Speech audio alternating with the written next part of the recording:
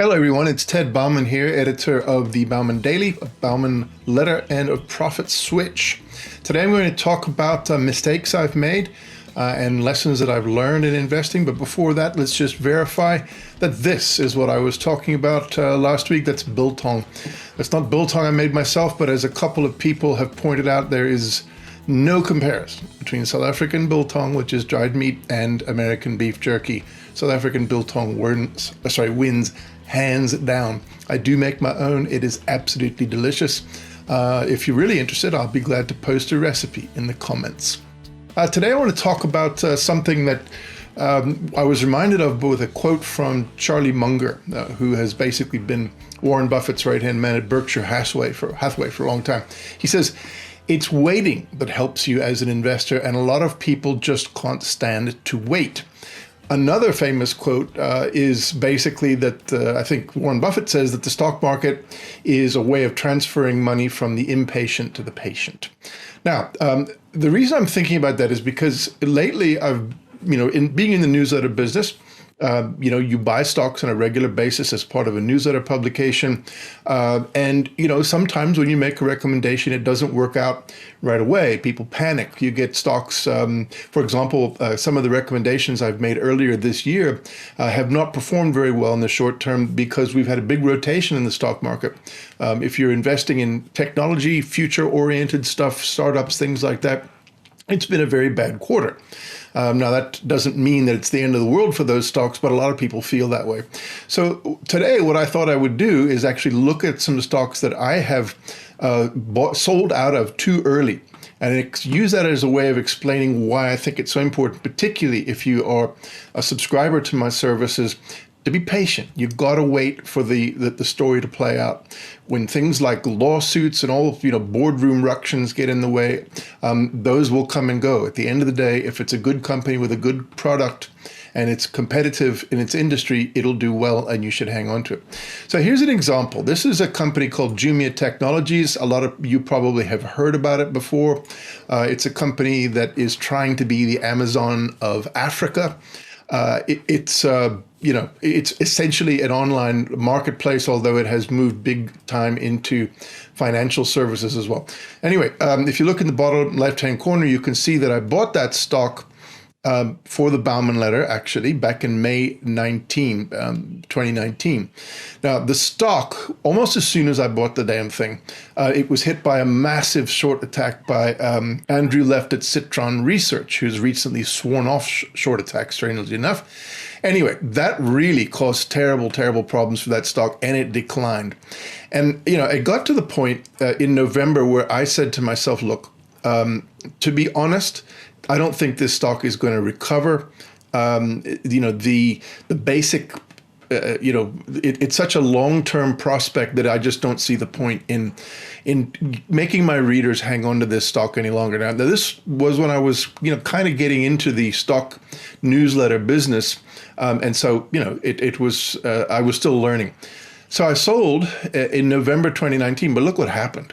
I mean, the stock basically, it dawdled for nearly a year. I mean, it wasn't really until August of 2020 when the stock began to take off again. But then look what's happened. I mean, it took off like an absolute rocket. Now it's pulled back again, but it certainly hasn't pulled back to the point where it was when I sold it. So the bottom line here is that this is a good example of, when you make a decision based on the short-term considerations or an external event like a short selling attack or something that, essentially depresses a stock's price, and it can go on for months. The bottom line is if you think that the company has potential, then you should hang in there. And that's exactly why I'm raising this. Now, here are a couple more charts. I'm not going to name the companies because in a way I'm kind of embarrassed to do so, but these are actual stocks that I have owned and have sold, much to my regret. Now, here's one that I bought in mid-2019 by, kind of 9 months later. The stock hadn't gone anywhere. It was in an extended consolidation mode. I thought to myself, geez, why am I hanging on to this? I can I can put this money back into something else. I can put it into something that's growing faster. And then look what happened. The stock took off like a rocket, just like Jumia did. Now, fortunately, I recognized my mistake and I bought the stock back not too long after it had risen, and I've experienced really good gains on it. Again, this is in my personal account. But you can see that, had I not kept an eye on that stock after having sold it, I would have missed tremendous, tremendous gains. So, again, this is a case in point, 9 months, and the stock bounced back. Here's another case. This is one that actually came from my profit switch portfolio. Again, it's something that that I held a long time ago, or back in 2019, and then it just wasn't moving, wasn't going anywhere. Again, you can see that the buy price and the sell price, I actually sold it at a bit of a loss. Then almost immediately the stock took off. Now, that was due to external events that certainly I could not have anticipated. And in this case, I did reacquire the stock and we did end up making gains on it. But again, it's a case where even though there was a long period, again, around 9 months, where the stock just wasn't going anywhere, and for a lot of the time it was in red, I sold, and I would have had big regrets if I had not reacquired it. Here's a final example. Something similar. Did make a gain on this one, but just before the stock took off for higher gains. Now, if you look at what happened after I sold because the stock had a big dip at the beginning. This was back during the COVID crisis. It had a big dip. I figured, okay, well, we've got some gains, so let's grab them now.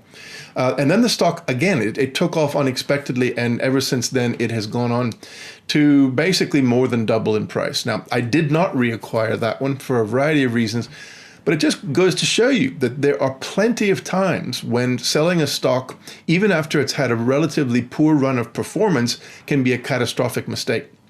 Now, when it comes to investing, the only way to avoid mistakes is not to invest at all, which of course is the biggest mistake that you can make, because then you're not going to make any gains.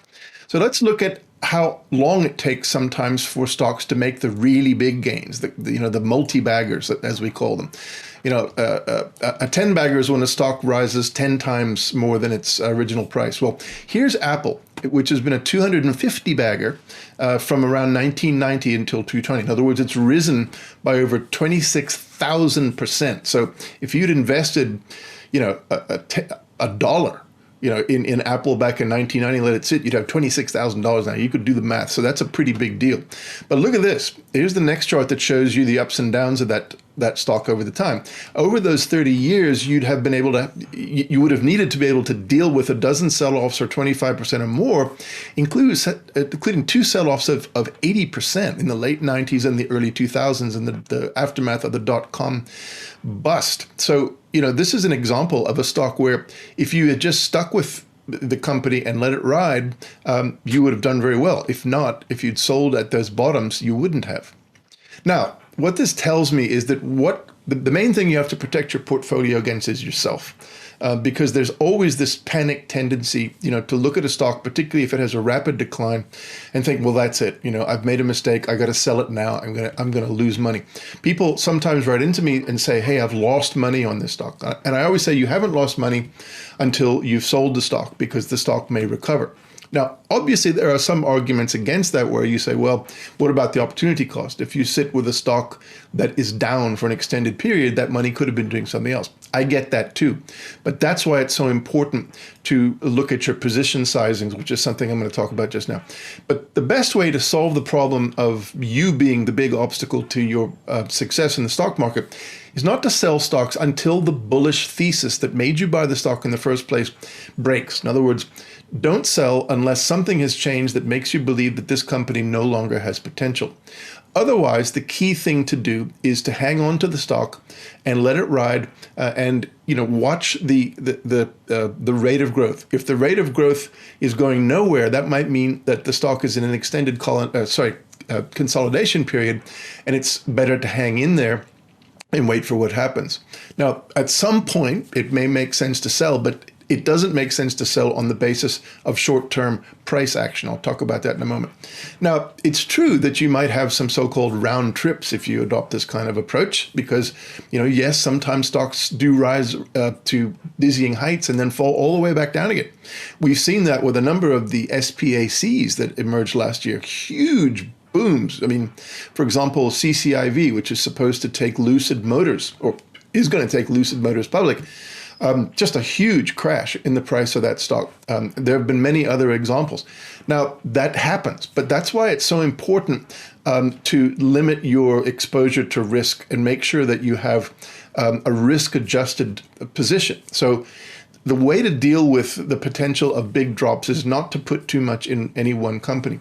I mean, as a general rule, I try to limit my exposure to any one stock to no less or no more than 8 to 10% of my portfolio.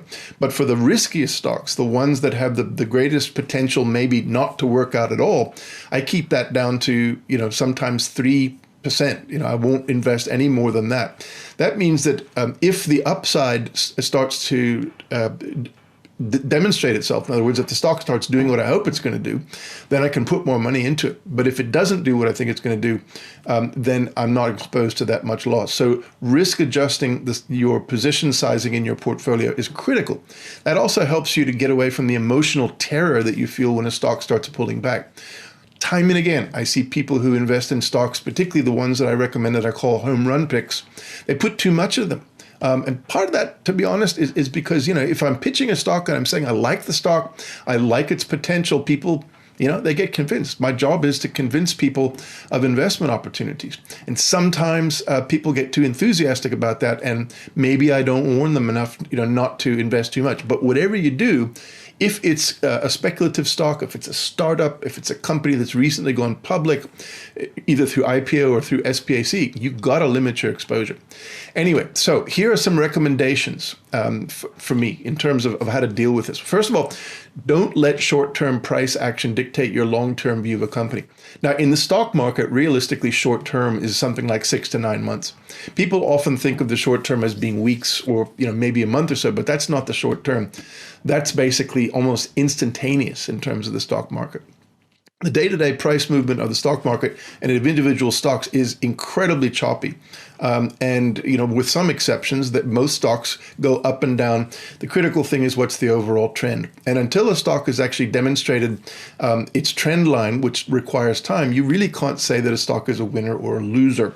Now, in some cases, you know that a stock has a crash because you know the reason for it. In other words, if you found out, for example, that the company was selling itself based on a fraud, then yes, that that's a loss and you need to sell that stock. But if it's just, for example, if a short seller attacks a company and says, well, we think this company is problematic, whatever, that's not proven yet. And if you sell before that's been proven, you run the risk of missing out on bigger gains. So that's the first thing. Don't let short-term price action dictate your long-term view. Wait for 6 to 9 months, and that's easier to do if you keep your position sizes small on the riskier companies.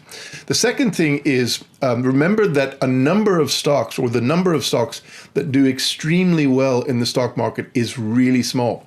Here's a chart that shows the collective return of the stock market. This is based on data going back to the early 1920s, and it shows you essentially how much or how many stocks are have driven the gains in the stock market. Now that line over to the right, the purple one, those are all the stocks that actually have had gains, that have actually led the stock market to gain. And we know that the stock market has gained since the 1920s, big time. But it's only 25% of the firms, right? The other 75% didn't actually give any return at all. In fact, most of them lost money. So the critical thing to understand here is that there are only a few stocks that do well. Now, yes, it's important to cast your net widely so that you are exposed to stocks that may do well, but don't let them go until they have demonstrated conclusively how they're going to be doing. The chances are if you go chasing after stocks based on short-term price movements, you're going to end up being stuck in that left-hand side of that chart, on the left-hand side of the purple line with the losers, and that's not what you want. The fourth thing is don't sell unless you really need the money. Now, here's where it gets tricky, because a lot of my readers in the Bauman Letter and in Profit Switch are retirees, or they're people who are close to retirement. And so I can't tell them, let a stock run for 20, 30 years, like, for example, Warren Buffett has done with a lot of his big holdings. And yes, I understand the pressure to do that. But essentially, there are only two cases where I recommend selling a stock that you intend to keep for a long period. One is if you do need the money. For example, if you have required minimum distributions and you need that money to pay for your living expenses out of your retirement account, obviously you're going to sell some. But the other thing is that sometimes it makes sense to take some profits from a stock if you have an opportunity to reallocate them into a better stock. Now, there's a third case, which is a little bit more difficult. And, in a sense, it illustrates why the advice I'm giving today is subject to qualification. For example, let's take Chinese internet stocks.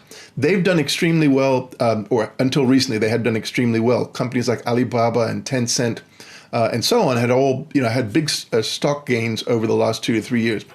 But then we began to understand that there was a big political risk coming from the Chinese government, Chinese Communist Party, cracking down on the power of those companies. So when I saw that coming last year, I recommended to my readers, take profits on these stocks.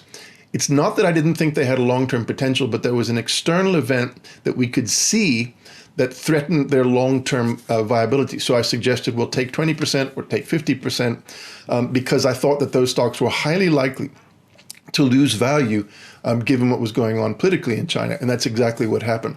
Now, for most stocks in most environments, that's not going to happen. There are some cases where regulatory issues, like, for example, tobacco companies in the United States have been down recently because the Biden administration says they want to basically take nicotine out of all the cigarettes in the United States, which would be catastrophic for them because then they wouldn't be addictive. But the key thing here is that fundamentally, that's the only kind of case where I would say if a company seems like it has a good business prospect, go ahead and take profits anyway because it's facing an external threat over which neither you nor the company has control. Otherwise, hang in there, don't sell it unless you need the money. And of course, if you're a retiree, you do need the money, so that's the case. So the basic message here is don't worry about this short term. I know that there are some stocks in everybody's portfolio. There are some in my my newsletter portfolios that are down. Interestingly enough, they have rebounded quite strongly in the last 2 days, and the position is turning around very quickly. That illustrates it. Whenever somebody writes into me and says, oh, I'm so angry at you because I took a big loss, I say, well, I didn't tell you to sell the stock. I told you, hang in there and see what happens.